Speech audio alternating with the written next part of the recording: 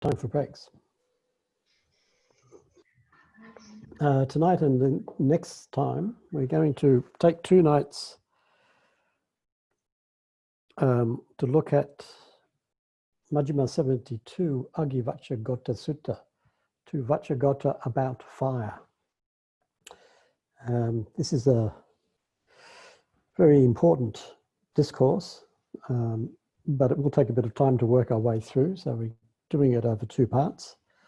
And it's about nirvana, which is obvious from the title because it's about fire. And one of the basic images that the Buddha uses to talk about nirvana is the going out of a fire. So let's get into it. First, let's begin with our central character. This is Vacchagotta. This is his clan name. So Gota in Pali, Gotra in Sanskrit means clan. So this is a person of the Vacha clan. So we don't actually know his name, but the Buddha calls him Vacha, so we'll just do that. He comes from a wealthy Brahmin family, but he's dissatisfied with the Vedic teachings, doesn't find any sustenance in them, and so he's left home to become a wanderer. This is a paribhajaka. So he's a wandering renunciate. And he's dedicated for the search for truth. And it's quite clear from the discourses where he appears that he's a very deep intellectual and existential curiosity.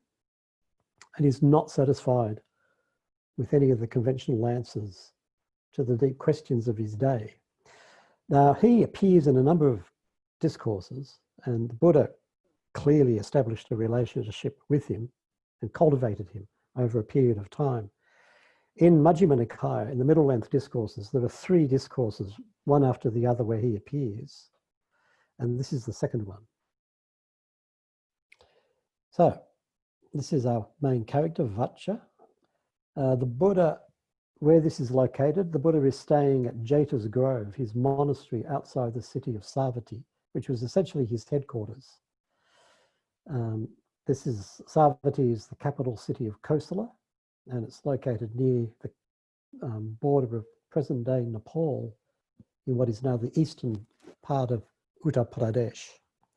So one morning, Vacha comes to visit the Buddha, and he's got some urgent questions to ask. And these are 10. This is a famous list of 10 questions. They're questions about the universe, about the relationship between the soul and the body, and about the survival of an awakened one after death. So these are a list of the big questions of his time. And we'll just briefly have a look at them. The first 4 questions were about the world, loka, although loka could also be translated as universe. It's not world in the sense of planet Earth. I mean, these guys don't know about planet Earth, so it's got a much wider implication than world in the way which we normally talk about it. And in these, so we could say the universe. And the questions are, is the universe eternal? Is the universe not eternal? Is the universe finite? Is the universe infinite? Now, for each question, what Vacha wants to know is the Buddha's view on this issue. So Vacha's going through the big questions of his day. What he wants to know is, what's your view on this? And in every case, the Buddha replies, I do not hold this view. So it's like a cricketer just batting the balls away. So the next 4 questions concern the relationship between the soul and the body. The soul and body, the normal translations. In Pali, it's the relationship between the jiva and the sarira. Jiva literally means life, and it comes from a root meaning to live or to breathe. So it could be translated as life force. Jiva is what gives life to a physical body. And sarira is one word for body, but in particular, it's used for a material body that does not have life. So a corpse is sarira. Bones are sarira, a physical relic is sarira. So essentially, these are questions about the relationship between material bodies and what gives life to them. So why is it that some entities are alive and others aren't alive? And the questions are the jiva and the body the same? Are the jiva and the body different? And in both cases, the Buddha says, same answer, I do not hold this view. So Vacca persists. He got 4 more questions, and these were about the fate of an awakened one after death. Now, this is really about the nature of awakening. According to the Buddha's teaching, when we wake up, when we are enlightened, we abandon what he calls the 3 unwholesome roots of attraction, aversion, and delusion. Now, these 3 unwholesome roots condition pretty much all of our experience. So the question is, what's left after they cease? Like, what's underneath these? So clearly there's an awakened one, but what happens? So there's a human being wandering around being enlightened, but what happens after she dies? So once you drop away all the normal psychological movements and all the surface appearance of the physical world, what's underneath? So this is really a question about the deep nature of awakening itself. And the questions are, does an awakened one exist after death? Does an awakened one not exist after death? Does an awakened one both exist and not exist after death? Does an awakened one neither exist nor not exist after death? Now, these are the 4 logical possibilities. All possibilities are contained in these 4 questions. And for every question, the Buddha replies, I do not hold this view. Now, by this time, Vacca is getting quite frustrated, understandably. He wants to know what's going on. He's got this deep urge to understand. He's got enough faith in the Buddha, because they've met before, to feel that if anybody knows the answers to these questions, the Buddha does. But the Buddha is stubbornly refusing to answer.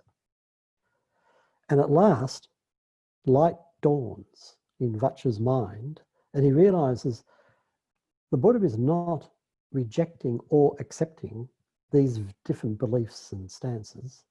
He's rejecting the very idea of view. It's the very idea of view that he doesn't like. And now we come to a distinction which is very important, and it's at the heart of this discourse.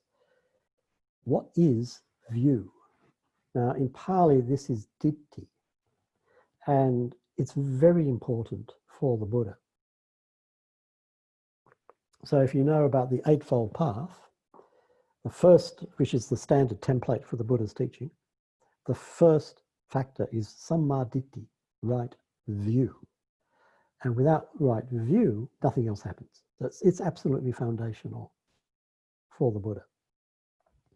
But the Pali word ditthi, like the English word view, has 2 levels of meaning, which are quite distinct.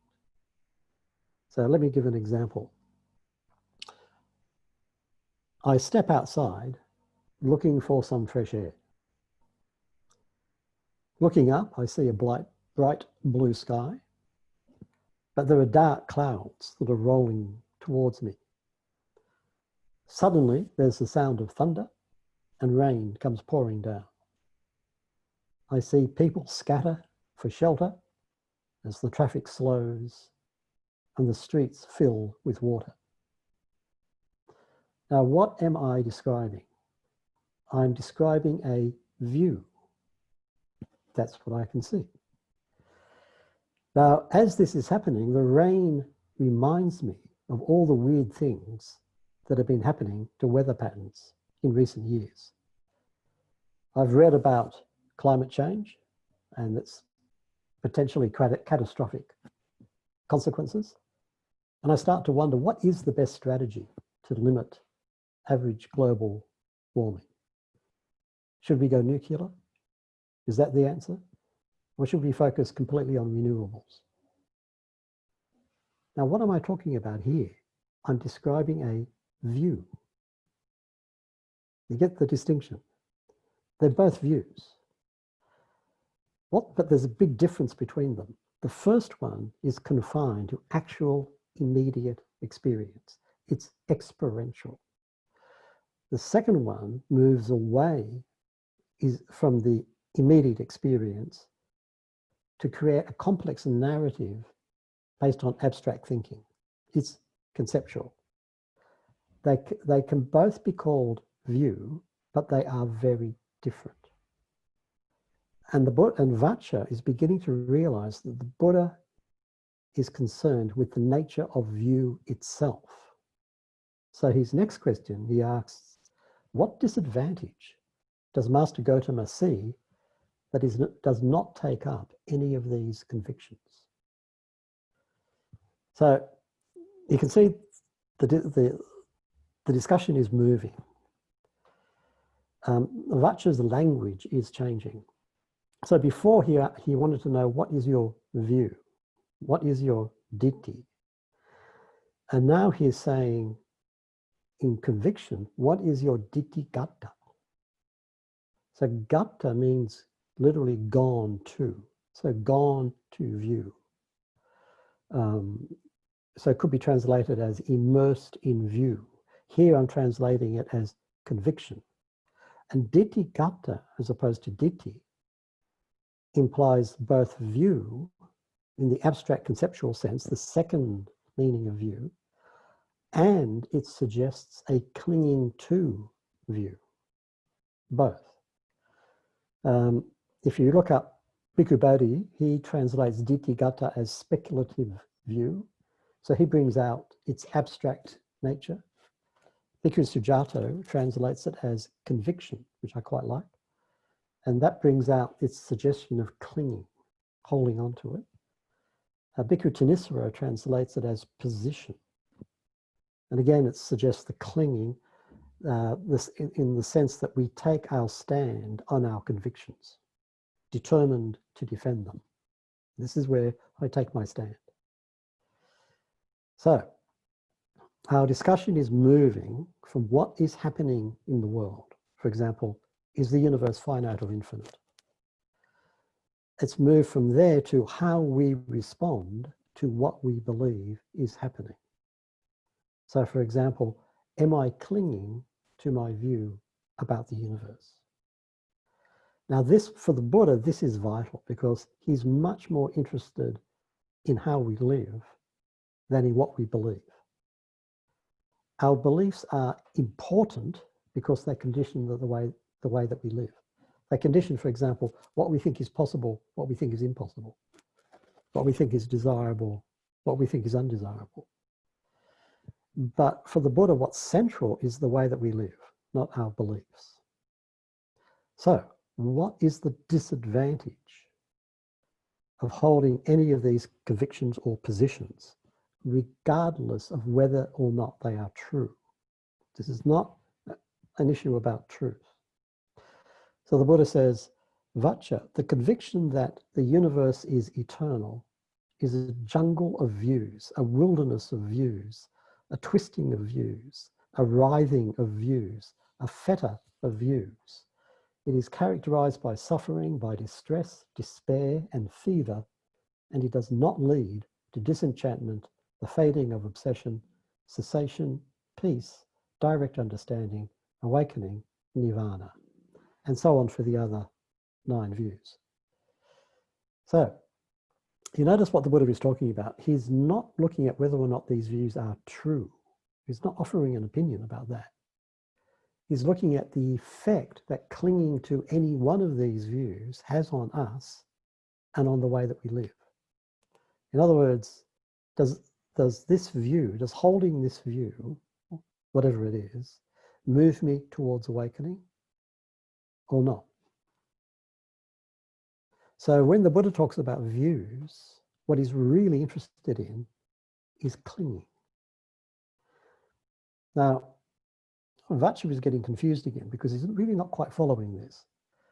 He's still preoccupied with whether or not these views are correct. In other words, he's still thinking in terms of truth and falsehood. That's what he's focused on. rather than clinging and liberation.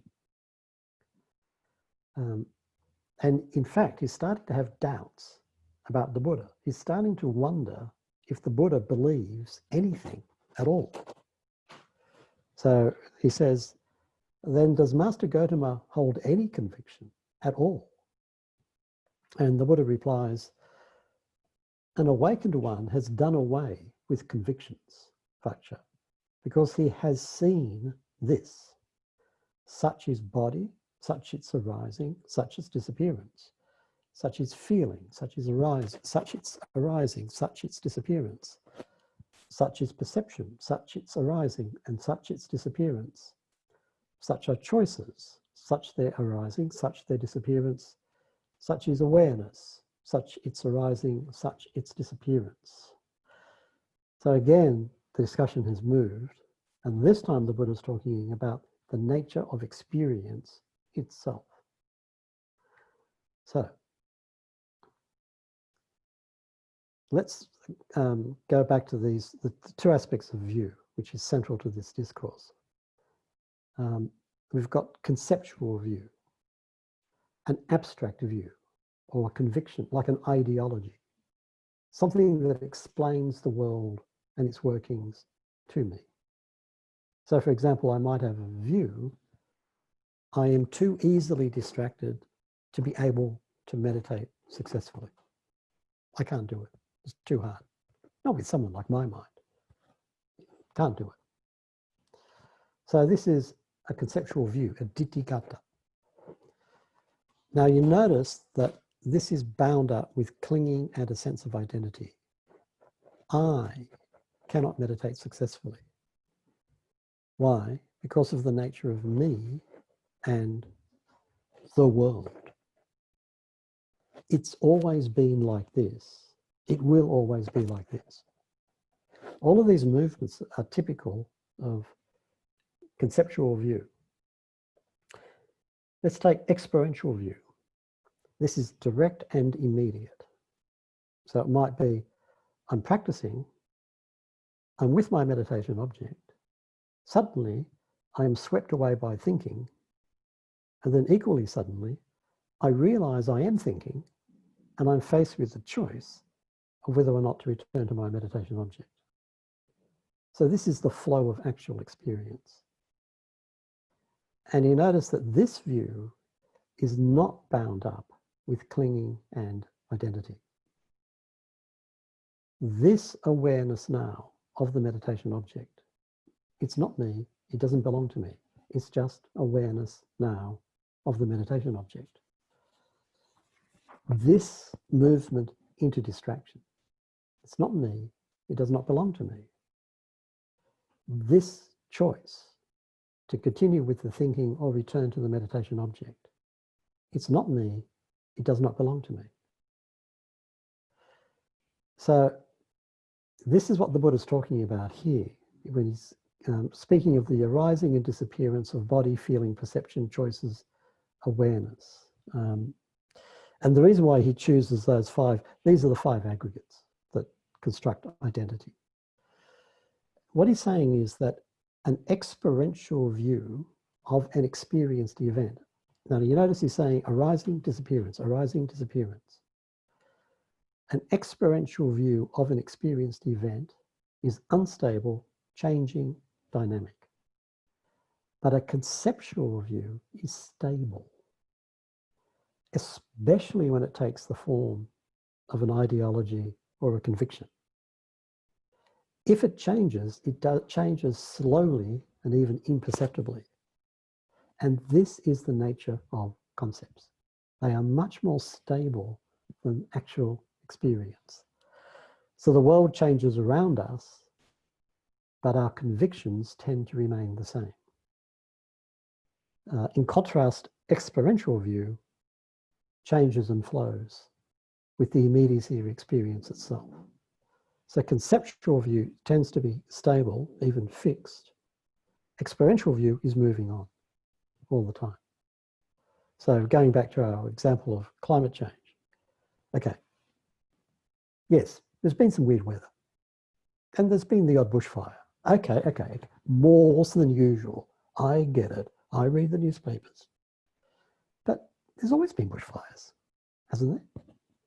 I mean, there's always been weird weather, hasn't there? It can't actually be changing, can it? No, it can't be. No, it's these bloody greenies. I mean, it's their fault. They're just causing trouble. This is conviction, or ditthigata.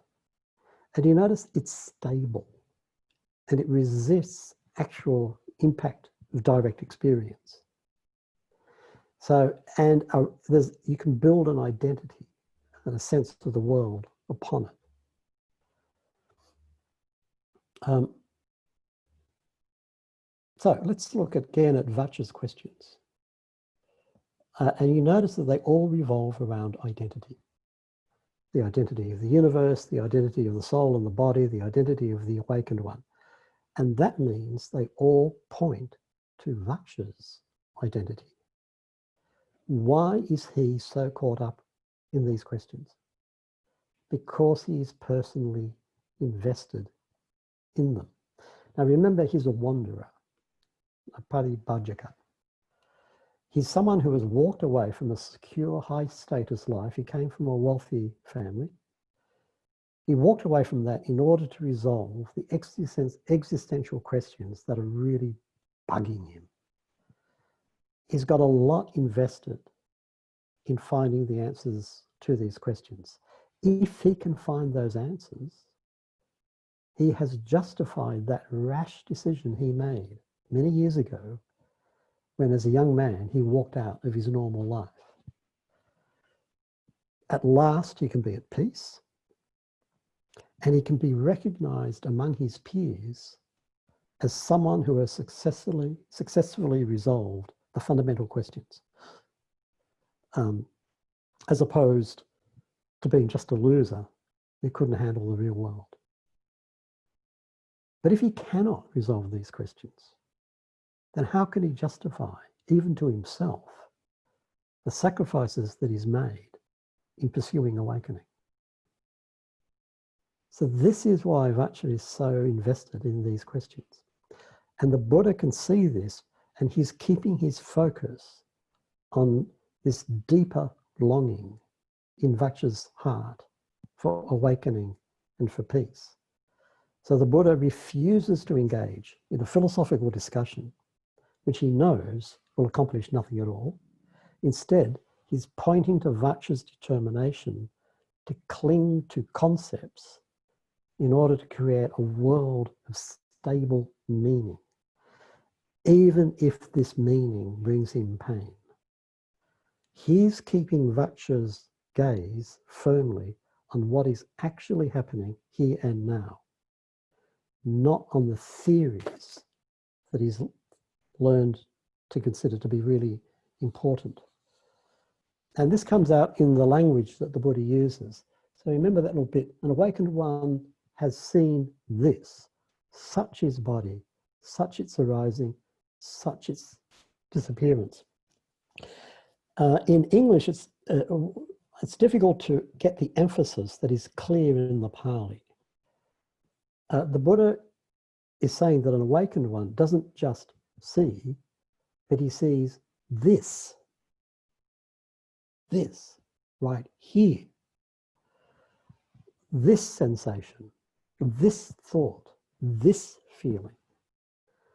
And this emphasis is reinforced by such his body, such its arising, such its disappearance. The words that he uses for arising and disappearance are the same words as you would use for the rising and setting of the sun, which implies natural process. So this body sensation now, or is arising now as exactly this. It is disappearing now as exactly this. And the Buddha is telling Vaccha to let go of the world that he's created through his concepts and that he takes as real, and instead learn to live in a world that is defined by the felt actuality of experience, by what's happening here now. So ground yourself in this felt present experience and learn to relate to the world of a concept from that place. Don't get lost in your concepts about what is happening, but learn to be intimate with what is actually happening. Then the liberation of the heart becomes possible. And so the Buddha says, that's the way the awakened one is liberated by not clinging, with the weakening, fading, cessation, and letting go of all disturbances, or constructing of identity, or constructing of possession, and the underlying potential for separation. So he's describing, Vacca wants to know, tell me what's going on. And the Buddha's saying, forget about it. This is how liberation comes about. And this, of course, is what we're practicing when we're practicing mindfulness meditation. We're learning to be mindful, to track our experience over time by being directly aware of each experienced event as it comes and goes. Now, when we do that, for that moment at least, we're not getting lost in our concepts about the world. Instead, we're grounding our awareness in the immediate movements of the world itself. In other words, we're learning to live firsthand, not third hand. It's rather like someone who is told a story about what their friend is doing and saying, and rather than simply believe it, he goes and checks for himself. So this is the practice of mindfulness, where we're interested in what is happening.